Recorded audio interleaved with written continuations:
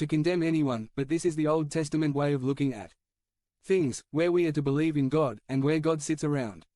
Wait, honest believing. As you all know, this approach is flawed, because we read this morning that the doors of the house where the disciples had gathered were closed for fear of the Jews. The disciples were locked in because they feared for their lives, and that no amount of believing would give them power.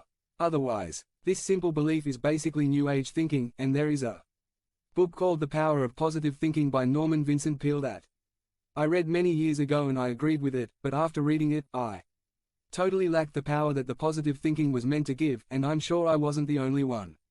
Without power, or anointing, we are wasting our time, so I would say, don't listen to someone who tells us to believe simple, or as the American evangelists say, believe and receive.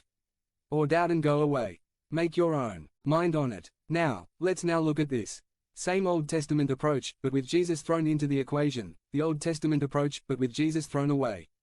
Thomas for many people is the definitive everyman, because there is a little bit of Thomas in each of us, and with this in mind, we notice Thomas missing some other things too, and what Thomas lost he has a lot to teach us. And the first thing Thomas lost was peace, because the first thing Jesus said when he appeared to them was, "Peace be with you." Jesus knew they were scared, he knew they were bewildered and helpless, and he said, "Peace be with you," and that was to give them some relief and comfort and put them at ease. Now, it is possible that these disciples were in the same room where they had the Last Supper a few days before. It is possible. And this room may have reminded them of what Jesus said before going to meet his accusers.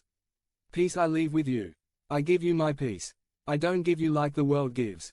Do not let your heart be troubled, and do not be afraid." And in retrospect, it seems that Thomas missed all of that, because he was worried that the blessing of peace must have gone on his head, because he was not at peace.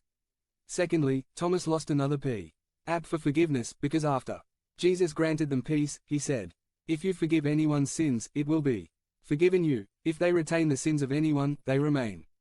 Jesus had 312 pardoned the disciples of his sin directly after having granted him peace. However, he gave them an as too, of course, a kind of condition for this forgiveness, because God cannot fill our cup of forgiveness if it is already full to the brim with bitterness. Thomas also lost Christ's forgiveness, because there is a bitterness in his tone, a bitterness that he did not encounter the resurrected Christ.